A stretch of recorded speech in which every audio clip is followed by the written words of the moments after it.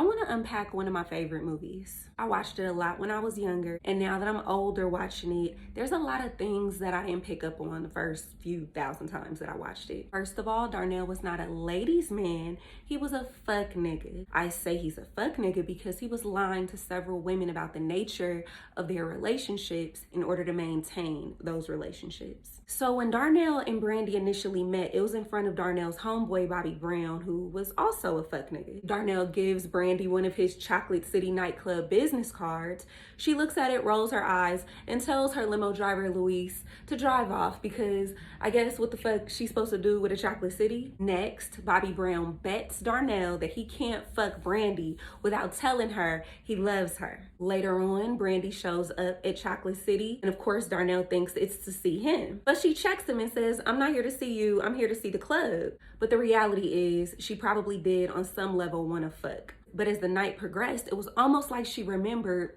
oh yeah, I'm crazy. I should probably get the fuck up out of here. So she and her ponytail leave without saying anything to Darnell. Darnell feels some type of way and shows up at Brandy's job with roses. Brandy's on a very important business phone call with someone named Irvin, and Darnell tells her to tell Irvin that she'll call him back. Brandy gives Darnell a split second to say something stupid, and he does. But it seemed like she liked that little bit of fuck nigga attention, which, hey, it bees like that sometimes. Anyway, Darnell knocks over one of Brandy's laliques and he gets thrown out of her office. During this time, Darnell's homegirl, Mia, comes home from the service looking kind of good. And Darnell realizes that he might have feelings for her, yet he's still prioritizing the bet he made with Bobby Brown. What's crazy is Darnell's little sister is supposed to be going to prom with Cleophas' little brother. And Cleophas smacked more hoes than Darnell, so Darnell don't want her to go. So he's aware that his behavior is problematic. Just wanted to make that clear. Next, Darnell shows up at Brandy's job again. This time he's armed with a brand new lalique for her. She gives in and he proceeds to love bomb her, taking her to get fried fish and shit. And she was fully participating, taking him to museums and horseback riding and all of that. So while Darnell is mentally abusing Brandy, his feelings for Mia are growing, even though she's seeing Joanna Man. And they eating chicken fixins and driving down the coast in the Porsche. And it seemed like Mia was realizing that she had feelings for Darnell too, but she know he a hoe.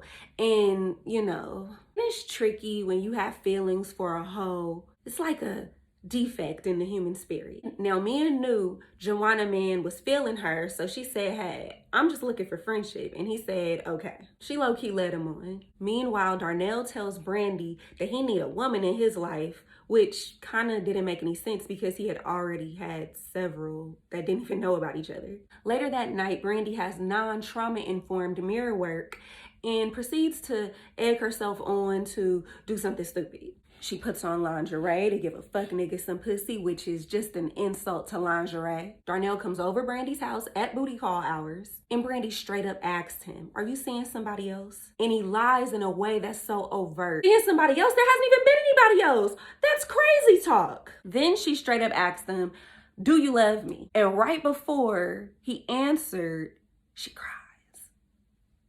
And this nigga still lied and said yes. And Brandy even warned him. She said, "I can't be hurt." And I don't know, maybe if she had warned him a little bit more direct, like, "If you hurt me, I'ma fuck your life up," you know, perhaps he would have listened, but perhaps not. Perhaps Darnell felt like he was too far gone to run it back and tell her the truth. Like, nah, I was really just trying to fuck because my homeboy T told me that I couldn't. So they fuck. And while they're fucking, Brandy decides that it's a great time to tell him that she killed her ex-husband for being abusive. And it didn't seem like Darnell cared for any longer than 10 seconds. Next morning, Darnell calls up Bobby Brown talking about, "I won the bet," even though he didn't because he told her that he loved her. And just so y'all know, what Darnell won in this bet was masculine validation, literally. Bobby Brown said, "If you hit it, I'll say you the man." He didn't bet no money or no jewelry, just you the man. That's what he won. After that, and unfortunately, Brandy takes Darnell clothes shopping on her birthday.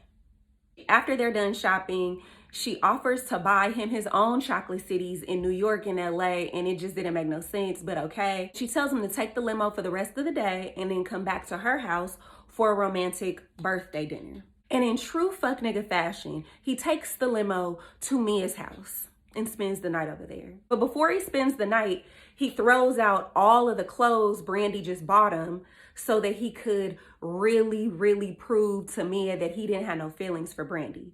He does this in front of the limo driver. And I'm thinking he didn't assume that Luis was gonna call and be like, Miss Brandy, this nigga just threw all the clothes that you just got him into the street, and this street is like Van Ness or some shit. So he really don't give a fuck. But the limo driver stayed out there all night.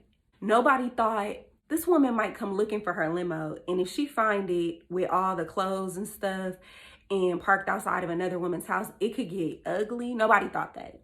In the morning, someone knocks on Mia's door. Darnell gets up out of the bed and answers it, and it's a birthday cake with a slice cut out of it. And watching that part as a grown woman just didn't seem realistic. It's like, just a cake after all of that? What is a cake supposed to do? You know, I don't condone violence, but just a cake? So while Darnell is throwing the cake in the outside trash can, Mia's calling for him, and he says, I'm buying cookies from somebody and getting my change. But when he came back in the room to Mia, he didn't have no cookies, which I thought was weird. Because I would have said something because I like cookies. But I can guess Mia knew that there was no cookie salesperson on her front porch that early in the morning. So she didn't ask, probably because she didn't want to know. Later on that day, Darnell goes to Mia's house talking about, can we be cool? Can we be friends? And she sarcastically agrees. And this is when Brandy's wounds seem to have been incredibly triggered. She was probably thinking about that fried fish and the lalique and the fact that she got played on her birthday. So she starts breaking in this nigga's house and seriously accusing him of assault. And she even threw a brick through his Nissan shit in front of his mama house. Then Brandy turns up a couple more notches and burns down Chocolate City. Side note, I really wish Chocolate City was around when I was younger because I would have been dancing just like this. Anyway, Brandy gets a fresh press and Shirley Temple curl, and Darnell shows up at her house ready to whoop her ass, but she knocks him out with a vase instead. And when he woke up, Brandy was pissed. You could tell because she was pointing a loaded pistol at the nigga while she forced him to eat her birthday cake. Then she makes a very Sideshow Bob-esque speech about how she's tired of men hurting women without any remorse, and it gets a little bloody. But before it gets real bloody, Bobby Brown and Mia come in and save the day. So of course, Brandy gets locked up, and the movie ends with Darnell in the hospital recovering from his injuries, with Mia by his side, looking like she's ready to do round 2 of trauma bonding. I'm sure Darnell did not think all of that could happen to him just because he was emotionally abusing a woman for pussy, but Brandy was ready to catch 3 more bodies for what this nigga did. I definitely think Brandy should have gotten some professional help after her first marriage ended, so she could make better choices. And for those wondering what ended up happening to Brandy after she got out, well, apparently she got herself together and married Bishop Greenleaf. She has a wonderful testimony, I'm heard, 5 seasons worth, and it's good too. You gonna cry at the end, but it's good.